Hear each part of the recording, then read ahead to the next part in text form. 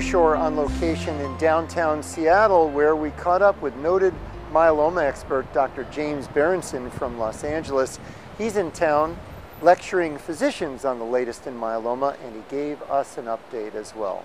Dr. Berenson, first of all, about treatment for myeloma. It sounds like you have more agents than ever before. How are you feeling about what you have and how you can individualize it for patients today? There are many more options that have come about over the last several years. Not only really that there are new drugs, but we figured out how to use the present drugs in more optimal ways. Not only to make responses more robust, higher numbers, deeper responses, but more importantly, how we're able to give these drugs in a combined fashion in ways that patients can live their lives with better quality. Okay, so combination, for instance, Revlimid and Velcade are now often used together. You have 2 drug combinations, 3 drug combinations. So it's individualizing it to the patient. Yes, as we are learning more about these drugs and their side effects, we're also learning how to reduce those side effects and yet maintain their effectiveness for our patients. So an example would be lower doses of Velcade. Soon there may be a subcutaneous injection of Velcade with less concern about neuropathy. Yeah, in the early days we began to see a lot of neuropathy with the drug, and we became wedded to a specific schedule and a specific dose. But when we began to alter that dose and schedule, giving less drug, giving longer cycles, changing to weekly dosing in some cases, and most recently by changing the mode of administration from intravenous to sub-Q, like diabetics get with insulin shots, we were able to markedly reduce the severity of the neuropathy as well as the number of patients experiencing it. So many people now, fortunately, are living better and living longer than from years ago with myeloma. New drugs come along and you wonder, well, is the next new thing better for me? How do you feel about old drugs versus new drugs, or existing drugs versus something that's popping out of research? Does it just add to your armamentarium, or do people need to switch necessarily? Well, first of all, as I like to say to patients, be very careful about switching too quickly in regards to results, because the myeloma testing, remember, we don't actually measure the tumor like, say, in a breast cancer or lung cancer or prostate cancer. We're measuring a surrogate, which is the protein that's spewed out of the myeloma cells. And that can vary a lot, even day to day, yet month to month. It's not really that it's varying. It's actually the guy who's evaluating in the pathology lab or the clinical lab is giving you different test results on the same sample in some cases. So if you don't like a result, just repeat it. Don't switch too quickly. In terms of whether to switch to new regimens, it's really how you're tolerating it and how your myeloma is doing. But myeloma is a very chronic condition, and it's much too often we flip things too quickly, and we really should have waited. All right, let's look at some examples just to help people with specifics. Thalidomide has been around a long time, and then came Revlimid, another IMiD, and there's another one coming down the road.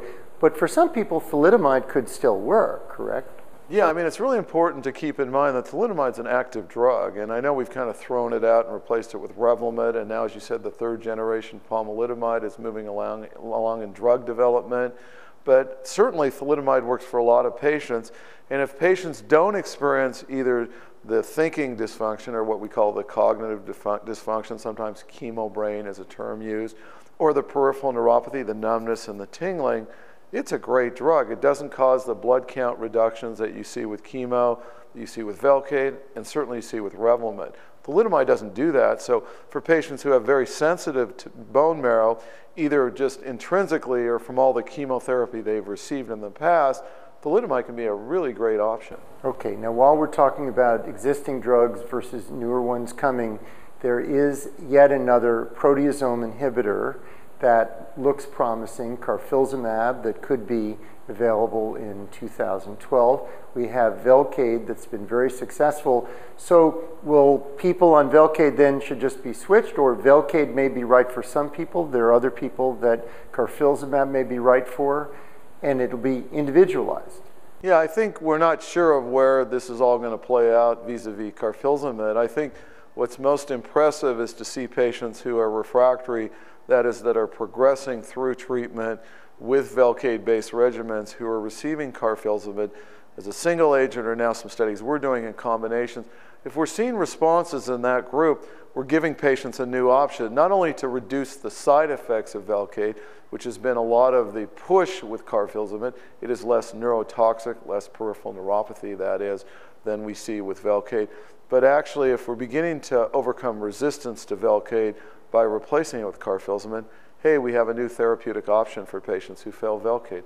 That's a big breakthrough. However, there could be people who are doing just fine with these reduced doses of Velcade, and that's the right drug for them. Yeah, I don't want to throw out the baby with the bathwater, if you will. So certainly, Velcade is a very active drug. We use it in multiple combinations, and I wouldn't want to give the impression that people on Velcade should just toss it away and move directly to carfilzomib. I think the story is still early with carfilzomib. We don't know certainly a lot about its long-term possible negative sequelae or consequences of its long-term use, and we certainly know that about Velcade. We have a long track record. We know a lot about it and its safety long-term.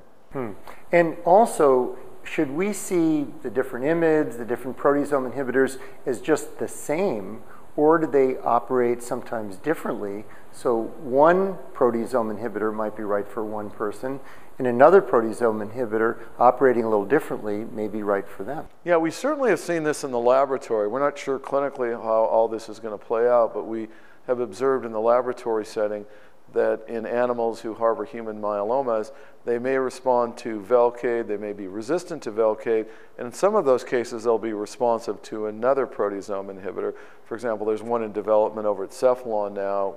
We've seen that very often. We've also seen when you combine different proteasome inhibitors together that even seemingly have a very similar mechanism of action, like the Cephalon drug and Velcade combined together, they're much more active than they are as single agents. Wow, so do you mean there may be some patients who respond to a proteasome inhibitor like Velcade, just like we've seen it combined with Revlimid and IMiD, that we might be combining proteasome inhibitors down the road? Oh, absolutely. I think you're going to see that in the future, which would be kind of unheard of a few years ago. Certainly the laboratory data with a number of these different agents suggests what we call, quote, synergism. That is much better activity combined than as standalone drugs. We've gotten a number of questions related to myeloma treatment. One of them comes up, and this one comes from my dear friend Jack Aiello, who's had 2 transplants, and there are many people out there who've had them who know you are not a fan of transplant, but they wonder, are there some cases when transplant is right, in your opinion? Yeah, I mean, that's a great question. So I think there are a small number of folks who've really benefited from transplant, several percent though, not 10, 20%, who are long-term survivors and may indeed be cured, as some of the recent data published from the Spanish group suggests. Very small numbers. I recently saw a patient who had a transplant 6 or 7 years ago, had a nice long remission, has now relapsed, is wondering about a second transplant because he knows what the track record was. The first, and usually the second remission is going to be shorter, but he got 6 years. He's saying, well, if I get 2 or 3, maybe that's a good story. Of course, then one could argue back, over the last 6, 7 years, we have a plethora of new drugs, Revlimid, Velcade, multiple different combinations. Maybe you'll do better with those. The jury's out. We really don't know the answer. In general, I'm still a proponent of less is more, longer survival, better quality of life. So in general, I don't recommend transplants to patients either upfront or in the relapse setting, but it is another possible modality that one can pursue. With drug therapy, and let's talk about Revlimid, you mentioned several times, there is some data, you've been involved in it, a concern about people taking Revlimid, and is there a higher risk of secondary cancers? Now, certainly, all of us who've had cancer know we can be at higher risk for a second cancer anyway. But what about this? Should that give someone pause related to the long-term use of Revlimid, in your opinion? Well, this is a story that's getting played out. I would tell you that we are observing some secondary cancers that are of concern, not only things like skin cancer, which are of minor consequence, but things like acute leukemia, bad lymphoma. These are more problematic for the patient. These are fatal diseases. Of course, you have to weigh that against the improvements we're seeing, certainly in progression-free, that is, the progression of the disease is much longer with Revlimid maintenance than without. Is it improving overall survival? There's a hint in one trial. The jury's out in terms of the other trials because patients are living so long. So at this point, there's a little concern in my patients about this cancer risk. Me personally, as a myeloma expert, I keep patients on Revlimid long term. I'm a believer in maintenance therapy, but I think it also may be dose related. So I tend to use less doses of Revlimid like I do the other drugs, and I think therefore there may be less impact of the Revlimid long term on secondary malignancies.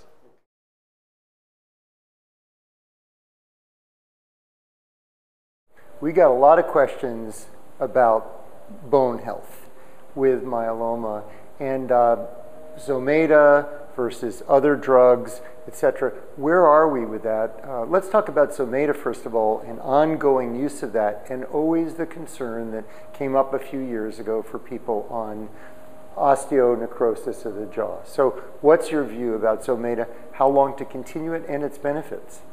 Well, the studies that we've performed first with Iridia or Pamidronate and then more recently with zoledronic acid or Zometa have shown that 2 years, certainly we see ongoing benefit.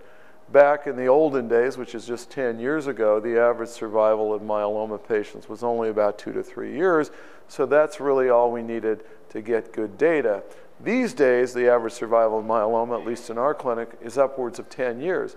So we don't have data for beyond 2 years. But that doesn't mean that it doesn't work, and some of these guidelines have said quit in 2 years. There's really no basis for that. In our own clinic, we continue the Zometa indefinitely monthly.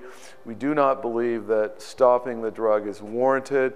These patients are at continued risk for bone loss, and I think as we recognize from the results of the recent Medical Research Council Myeloma 9 trial from Great Britain, that the use of Zometa is not only associated with a better skeletal risk, that is, you reduce skeletal complications better with this drug than you do with a weaker oral drug called clodronate, which is very weak.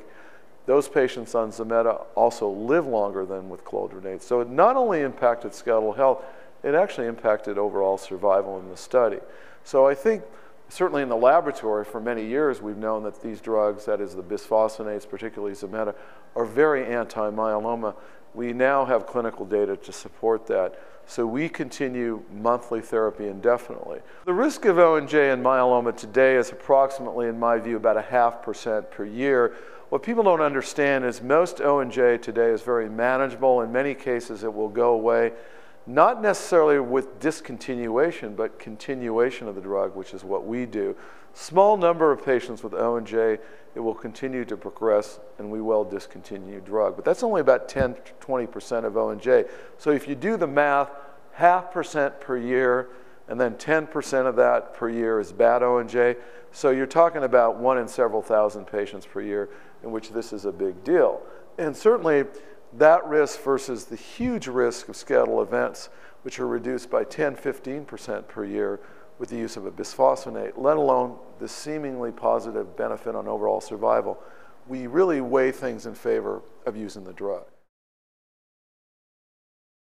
One of the questions we got in was a woman who has myeloma and said, well, gee, if the myeloma cells escape from the bone and I have swelling in my cheek, is that the myeloma? Certainly the cheek problem or the jaw problem, it's really to keep in mind, important to keep in mind, I should say, that it isn't necessarily O&J when you're on Zometa if you have swelling in your cheek. It could be you got myeloma there. It could be you have an infection in a tooth there. That needs to be sorted out with the oral surgeon or the dental professional. But often we see these cases in which, oh, I have jaw pain, and it's immediately felt to be O&J. It's not. It's myeloma. It's something else. So that really needs to be kept in mind because obviously the approach to that is very different. But it would also tell you if a patient has jaw discomfort, and I saw a patient like this recently, the last thing in the world you want to do is start biopsying and probing because that's what really sets off O&J. When you get into the jawbone, the mandible on the bottom, the maxilla on the top, you start mucking around with that bone, you really enhance the risk of O&J. Let's talk about other bone drugs.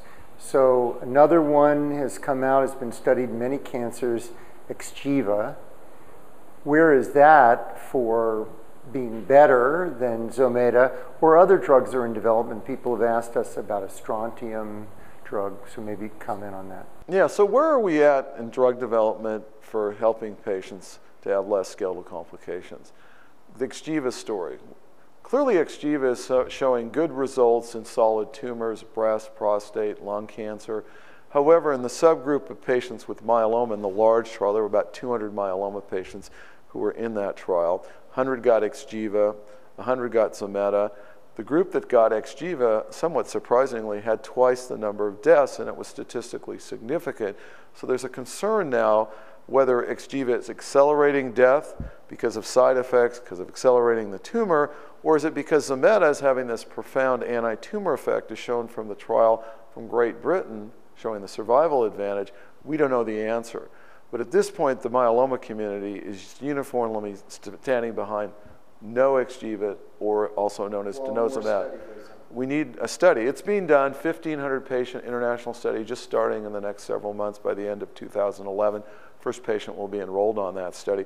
But it's going to take a long time to sort this out. Other drugs, though, for improving the bone health of people with myeloma, they're in research. Yes, there are now several drugs in early development. There's an antibody to one of it's targeted to one of the breaks on bone formation. So basically, if you take out this protein, you form more bone. It's called anti-DKOF1 or anti-DKK1 from Novartis. It's in early development to increase bone formation as opposed to bisphosphonates, which prevent bone loss. There's a drug from Acceleron, now part of Celgene, called Activin A. It's an inhibitor of both bone loss and a stimulator of bone formation, also in early development. Strontium, pretty weak agent to really help with bone health in the setting of myeloma where there's such profound bone loss. So it sounds like both with the treatment of the underlying disease and the complications of bone health,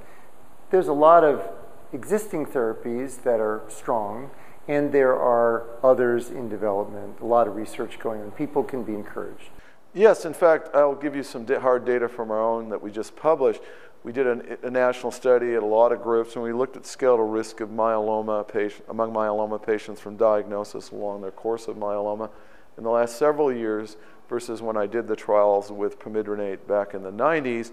And back then, even if you were on pamidronate, your skeletal risk, you had about one event per year, either a fracture, cord compression, or surgery, or radiation to bone. Well, guess what the numbers are in the last several years? They're 1/10 that. They're 0.1 a year. So we've really tenfold reduced skeletal risk with bisphosphonates, better approaches to bone health, vitamin D supplements, calcium. Some of our new myeloma drugs, for example, bortezomib, even Revlimid and thalidomide, actually enhance bone health. So the combination of the bisphosphonates, the newer anti-myeloma therapies, have made bone issues following the diagnosis, because often at diagnosis there are bone issues, but following the diagnosis, these problems are going away and becoming much less a problem, even over the long term for a myeloma population. So you would agree today, we could say that many people can live better with myeloma? Yeah, often the problems that my myeloma patients experience are problems of the elderly. They have nothing to do with the myeloma. The backache, it's degenerative disc disease, it's spinal stenosis. It's often really not myeloma. In fact, it's uncommon today when I work up that patient's back that it's because the myeloma is taking off. Let's move on to just understanding for people who are new to myeloma some of the lingo, and they hear about light chain, heavy chain. Could you just help people understand that as they get acclimated to the study that may go on of their individual disease? So basically an antibody molecule, which is the M protein marker for myeloma, consists of two chains. They're pairs. There's a light chain and a heavy chain. These are polypeptides, strings of amino acids. The light chain's about half as long as a heavy chain. And what happens in myeloma is you usually have a whole antibody, two light chains and two longer heavy chains that make up an antibody, an IgG if you're an IgG myeloma, an IgA if you're an IgA myeloma. But what can happen in some cases is there is no heavy chain, there is just the two light chains. And they stick together, what we call dimerize, and they become a Bench-Jones, that's the term, protein. This protein is small enough that it gets through the filtration system in the kidney, and it goes into the collecting system and finally into your urine.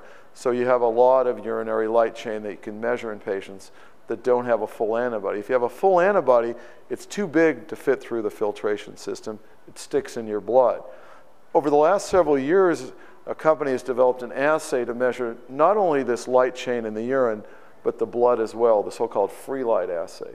So that measures the amount of the light chain that's coming out of the myeloma cells in the blood, and you can use that over time to monitor the patient's myeloma as you do in a patient with a full antibody by measuring their so-called monoclonal protein or paraprotein. So somebody would have these tests on some periodic basis to see how they're doing?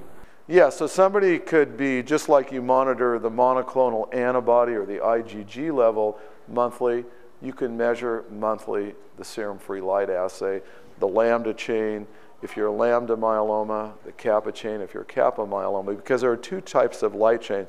Just like there are usually an IgG myeloma or an IgA, it's accompanied by a light chain that can be either kappa or lambda. But if you only make the light chain, you're either a kappa light chain myeloma or a lambda light chain myeloma. People will learn what they are, and then that's an individual discussion with the doctor in the monitoring schedule. Absolutely, but I think the other really important point, people often ask me, well, is it really bad that I have an IgG or I have a kappa or lambda? 2011, it really doesn't make any difference. People get all hung up on what type they have. It's really what direction it's moving over time, not what type you have. Just pulling all this together, Dr. Berenson, it sounds like things are moving in myeloma, and there are a range of treatments to be considered. Sometimes the old standbys are just fine, and you have other existing ones and others that are coming that may be even combined. Yeah, I mean, the hope is that we're going to find a cure. We're not there, but you got to stay in the race. It's like running a marathon now, and I always tell patients not. You may get a quick, excellent result with very aggressive 4 and 5 drug regimens, but it may put you at obviously increased risk for future therapies because you've wiped your bone marrow, you have too much peripheral neuropathy, you've affected your heart, your liver, other organs. So be very careful to take the short-term gain for the long-term downside of an aggressive treatment. You need a plan. Yes, you need a plan. Thank you so much. Thank you. Remember, we're producing an ongoing Ask Dr. Berenson series as well as interviews with other leading physicians, so be sure to sign up for an alert so we can let you know when we post new programs. In Seattle, I'm Andrew Shore.